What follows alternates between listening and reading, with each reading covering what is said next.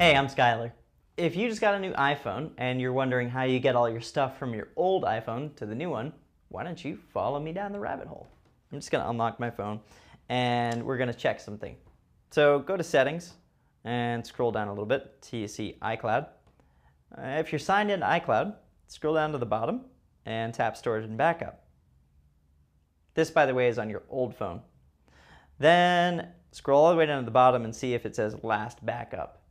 If it doesn't, what you can do is switch iCloud Backup on and tap Backup Now. That's assuming you're connected to Wi-Fi.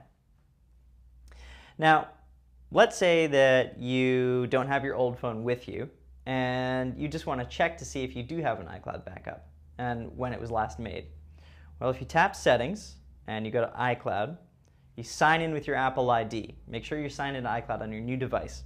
Then go down to Storage and Backup and tap Manage Storage. Under Manage Storage, it shows you all of the backups that are associated with your Apple ID.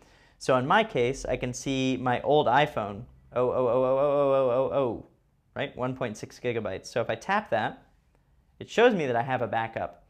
And if I went to, let's see, Settings, General, Reset, and I reset all settings, my phone would take me back to those first linen screens of startup, and I would have an opportunity to sign in with my iCloud account and choose one of those backups from which to restore my iPhone.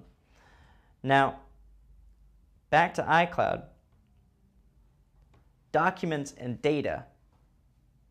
That means all of the data that's stored in your applications, as well as documents that are stored in things like Pages, Keynote, Numbers, and any other application that's set up to use the iCloud protocol.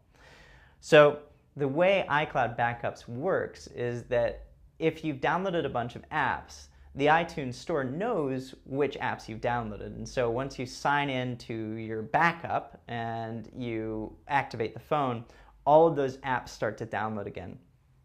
Now, under your iCloud settings, if you had Documents and Data set up, it'll get all of the information that you had stored in those apps as well.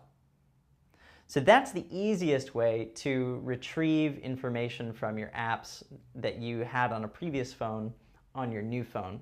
It'll be virtually identical once you restore from a backup to what you had before.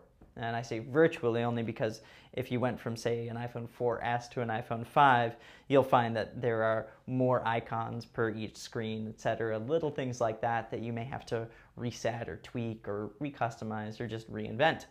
That's pretty much it. The other way to do that is through iTunes.